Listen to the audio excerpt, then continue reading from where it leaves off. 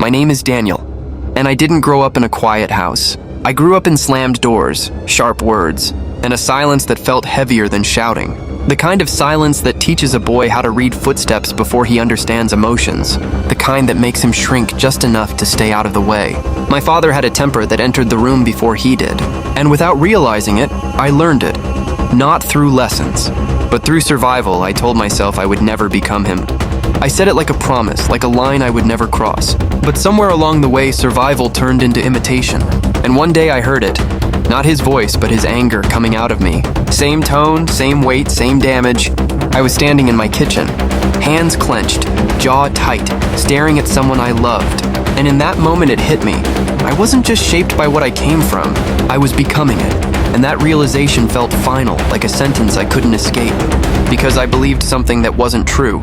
I believed I was responsible for what I inherited, that the anger was mine to carry, that the damage had my name on it, that I was just the next version of the same story. So I lived like that, fighting it, losing to it, apologizing for it, and then repeating it, over and over again, trapped in a cycle I thought belonged to me.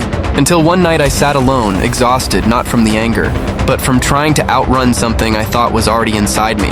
I opened a Bible I hadn't touched in years. Not searching for peace, just searching for an answer. Something that could explain why I felt owned by a past I didn't choose. And that's when I read it. Ezekiel 18:20. The son shall not bear the guilt of the father. I read it again, slower this time. The son shall not bear the guilt of the father. And something in me shifted. Not loudly, not dramatically, but deeply. Because for the first time I understood something that no one had ever told me. I was not responsible for their sin, not the anger, not the patterns, not the damage, but I was responsible for what I chose to do next.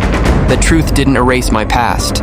It didn't remove the consequences of my actions. I still had to face what I had done, still had to apologize without excuses, still had to rebuild trust piece by piece, knowing some things might never fully heal. There were nights I sat with regret heavy on my chest, replaying moments I wished I could undo. And there were days I felt the old reactions rise up again, fast and familiar, like they had a claim on me, but now I knew the difference. I wasn't fighting who I was choosing who I would become, and that choice, that responsibility, that freedom changed everything. This is God's grace, stories of redemption, and this is the night I stopped carrying what was never mine.